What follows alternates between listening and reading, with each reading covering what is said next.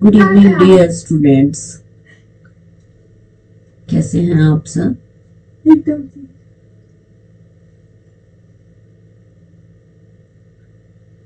मैं अलका दीक्षित आपका अपने चैनल में स्वागत करती हूँ। आज का टॉपिक जो मैं आप लोगों के लिए लाई हूँ, that is the difference between the combinational and the sequential circuits, जो कि एग्जाम में पूछा जाता है। बार बार ये क्वेश्चन रिपीट होता है कि डिफरेंस क्या है। ओके, तो इसी के साथ हम अपना लेक्चर शुरू करते हैं। ये मैंने एक छोटा सा डायग्राम बना रखा है जिसमें कॉम्बिनेशनल सर्किट्स हैं और this is for the sequential circuit. Combinational circuits में यहाँ पर कॉम्बिनेशंस, नंबर ऑफ कॉम्बिनेशन की इनपुट्स होती हैं और उसी के बेसिस पे हमारी जो आउटपुट्स हैं वो मिल जाती है। जितनी नंबर ऑफ इनपुट्स होंगी उतनी नंबर ऑफ आउटपुट्स भी मिल जाएंगे। बट यहाँ कोई भी ऐसी स्टोरेज नहीं है जहाँ पर हम उसकी आउटपुट या इनपुट को कहीं स्टोर कर सकें। ठीक है, तो कॉम्बिनेशनल सर्किट में कोई भी मेमोरी की रिक्वायरमेंट नहीं होती। But in case of sequential circuit, यहाँ देखिए नंबर ऑफ इनपुट्स जो हैं x1 x2 xn, ये नंबर ऑफ इनपुट्स हैं जो हम यूज कर रहे हैं। और आउटपुट्स क्या है?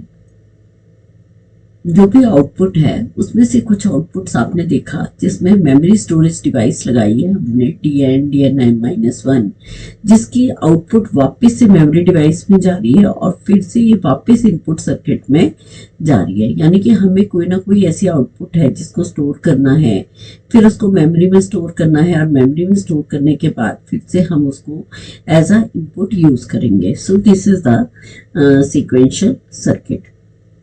ओके, थोड़ा सा टॉपिक यहाँ ये भी बनता है कि जो आपके कॉम्बिनेशनल सर्किट्स हैं, ठीक है, ये कॉम्बिनेशनल सर्किट्स जो हैं उसके टाइप्स होते हैं। कौन कौन से होते हैं टाइप्स होते हैं इसमें?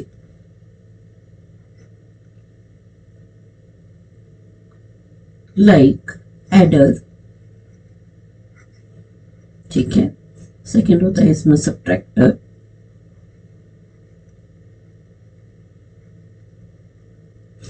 ठीक है। सब्ट्रैक्टर, एडर में क्या होगा? हाफ एडर, ठीक है, एंड फुल एडर। इसी तरह सब्ट्रैक्टर में half subtractor and full subtractor. Next आ जाता है आपके पास थर्ड, इसी में यूज करते हैं हम मक्स, यानी कि मल्टीप्लेक्सर्स। फोर्थ आ जाता है इसी में डीमक्स। फिफ्थ आता है इसमें इनकोडर एंड सिक्स्थ आता है इसमें डिकोडर, ठीक है। सिक्स्थ इसी में आपके पास आएगा डिकोडर, ठीक है।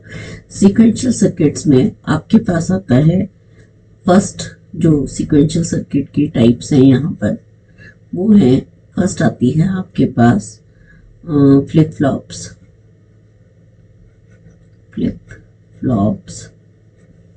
ठीक है। सेकंड आता है इसी में रजिस्टर्स। रजिस्टर के भी टाइप्स होते हैं, ठीक है, जो आगे आने वाले लेक्चर्स में हम पूरा स्टडी करेंगे। यहाँ पर रजिस्टर्स जो हैं, फ्लिप फ्लॉप्स जो हैं, वो अलग अलग टाइप्स के होते हैं, ठीक है। इसी तरह नेक्स्ट आ जाता है आपके पास काउंटर्स, ठीक है। ये सारे टाइप्स हैं जो हमें कहीं ना कहीं लर्न करने पड़ते हैं और हमें पता होना चाहिए कि अगर किसी ने पूछ लिया हमसे कि एडर और सब्ट्रैक्टर किस में आता है, तो आप इजीली बता सकते हैं कि it is the part of the combinational circuit, ठीक है। मक्स है, डी मक्स है, वो सारा पार्ट है कॉम्बिनेशनल सर्किट का, ठीक है। क्यों? आउटपुट कहीं नहीं स्टोर होती। यहाँ पर क्या है?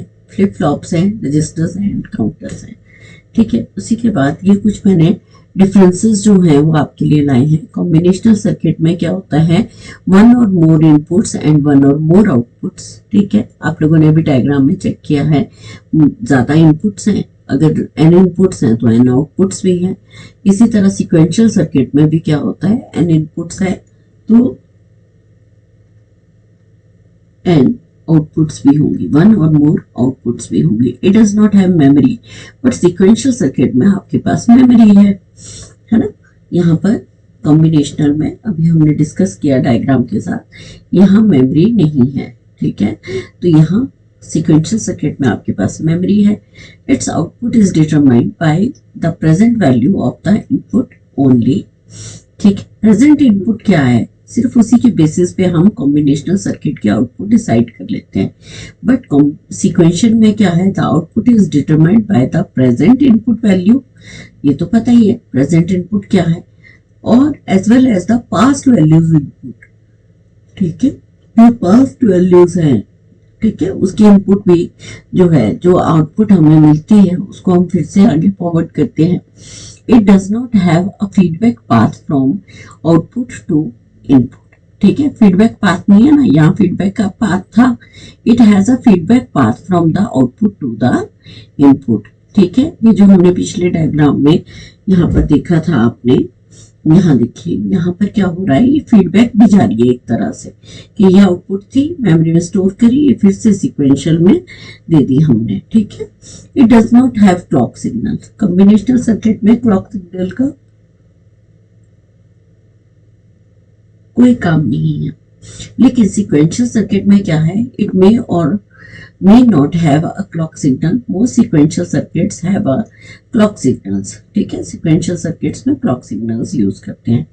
Its operation can be described by a truth table, ठीक है। truth table के थ्रू हम इसके sequential circuits को easily identify कर लेते हैं। और यहाँ पर क्या होता है, its operation can be described by the truth table and the timing diagram, ठीक है। तो यहाँ पर टाइमिंग डायग्राम भी हम यूज करते हैं, ठीक है। नेक्स्ट यहाँ पर ये सब चीज़ें आप लोगों को क्लियर होंगी अगर आप मेरे साथ कनेक्टेड रहेंगे, और नए लेक्चर्स में भी आप लोगों को ये चीज़ें, और जब इसके हम अलग अलग पार्ट्स को स्टडी करेंगे तो आप लोगों को पता लगेगा कि ये कितनी इम्पोर्टेंट थिंग्स हैं जो हमें पढ़नी पड़ती हैं, और ये किस तरह से ये जो डेफिनेशंस या डिफरेंसेस दे रखे हैं वो सटीक है, ठीक है। Its circuit is simple then that of a sequential logic circuit, simple ही है, जितनी इनपुट आई है आउटपुट आ गई। Its circuit is more complex, क्योंकि फीडबैक पे भी काम करता है, मेमोरी भी स्टोर कर रहा है, तो ये हो गया कॉम्प्लेक्स, ठीक है। नेक्स्ट हो गया इट्स एग्जांपल क्या है, एडर है, सबट्रैक्टर है, मल्टीप्लेक्सर, डीमल्टीप्लेक्सर, एनकोडर, डिकोडर, ये सारे इसके एग्जांपल्स हैं किसके, कॉम्बिनेशनल सर्किट के। और सीक्वेंशियल सर्किट में आपके पास आ जाता है flip flops, counter, register, shift register, circular shift, left shift, right shift, ठीक है। ये सारे किस में आ जाते हैं आपके पास, सीक्वेंशियल काउंटर्स में। It is built using more basic gates, जब ये हम कॉम्बिनेशनल सर्किट को बनाते हैं तो वहां पर बेसिक गेट्स यूज होते हैं, जैसे नॉट, नेड और एक्सॉर, ठीक है। लेकिन जब हम it is built using basic gates and combinational logic circuits, ठीक है। तो बिल्ड जब हम बनाएंगे सीक्वेंशियल सर्किट को, तो यहाँ कहीं ना कहीं हमें गेट्स की रिक्वायरमेंट रहती है। थोड़ा सा जल्दी से रिवाइज करवा देती हूँ कि कॉम्बिनेशनल सर्किट्स को हम क्या इसके एडवांटेजेस हैं।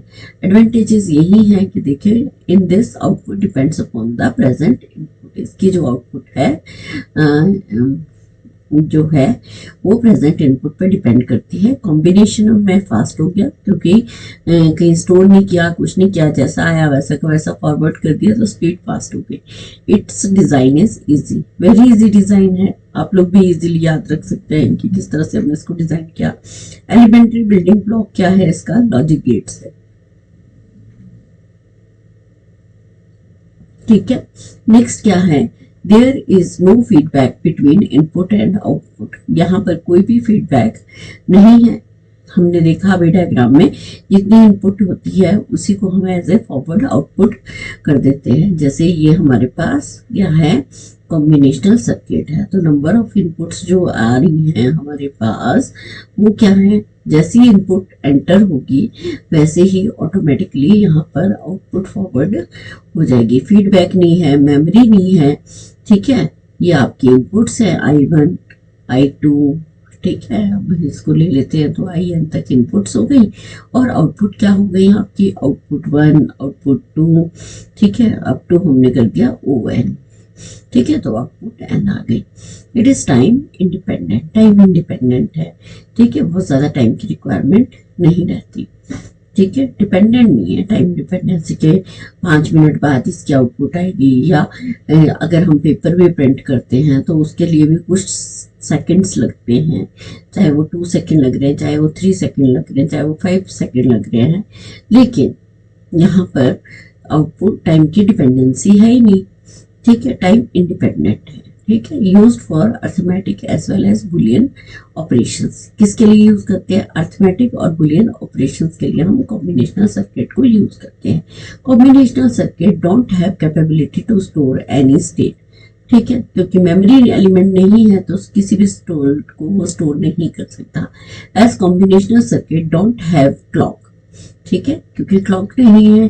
क्यों नहीं है? क्योंकि ये टाइम इंडिपेंडेंट है, okay, and they don't require triggering, या ट्रिगर करने की रिक्वायरमेंट नहीं रहती, ठीक है। नेक्स्ट आता है these circuits do not have any memory element and it is easy to use and handle, ठीक है। वेरी मतलब ये तो इजीली लर्न हो जाते हैं कि कॉम्बिनेशनल सर्किट के एडवांटेजेस क्या हैं और किस तरह से हम इन एलिमेंट्स को यूज करते हैं। इसी तरह हम आ जाते हैं सीक्वेंशियल सर्किट्स में। सीक्वेंशियल सर्किट में in this output depends upon the present as well as the past input. Speed क्या है? स्लो है, and it is designed through design to as compare to combinational circuit. थोड़ा design जो है वो tough है, ठीक है, तो ये टफ है, ठीक है। It is design tough, it's design is tough as compare to the combinational circuit.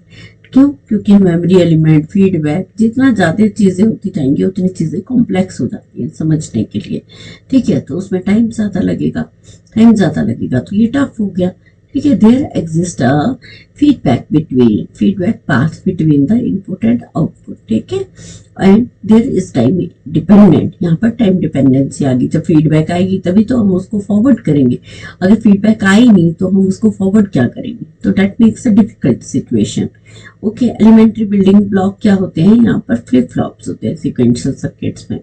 मैंने mainly used for storing data. Data को स्टोर करने के लिए हम सीक्वेंशियल सर्किट्स को यूज करते हैं। क्यों? क्योंकि वहां पर मेमोरी एलिमेंट है, कॉम्बिनेशनल में मेमोरी नहीं है। Sequential circuits have capability to store any state और टू रिटेन अर्लियर स्टेट्स, ठीक है। कैपेबिलिटी है उसको स्टोर करने का, ताकि हम किसी भी स्टेट को स्टोर कर सकें from the earlier state. As sequential circuits are clock dependent, क्योंकि क्लॉक होता है ना, जब वो कहते हैं कि जब ये इनपुट प्रोसेस होगी, मान लीजिए उस इनपुट को प्रोसेस होने में 5 सेकंड लग रहे हैं, 5 सेकंड बाद जो भी आउटपुट आएगी वो बनेगी, फीडबैक ब्लॉक में जाएगी, फीडबैक से फिर वापस हम उसको देंगे। तो दे नीड ट्रिगरिंग, यहाँ पर उसको ट्रिगर करने की जरूरत पड़ जाती है क्योंकि क्लॉक पे डिपेंड करता है, ठीक है। Next, these circuits have memory element, यहाँ पर memory element है and it is not easy to use and handle। यहाँ पर sequential circuit complex है, इसलिए उसको easy नहीं है हैंडल करना, थोड़ा सा डिफिकल्ट हो जाता है। लेकिन डिफिकल्ट डियर स्टूडेंट्स कुछ भी नहीं होता, जब आदमी सोच ले तो कोई भी चीज़ डिफिकल्ट नहीं होती। तो यही था आज का लेक्चर कि हमें पता होना चाहिए कि what is the difference between the sequential circuit and the combinational circuit. Thank you dear students. अगर आपको लेक्चर पसंद आ रहा है तो प्लीज़ लाइक कीजिए, शेयर कीजिए, सब्सक्राइब कीजिए। Okay, thank you. जल्दी ही मिलेंगे नए लेक्चर के साथ। Okay, bye bye.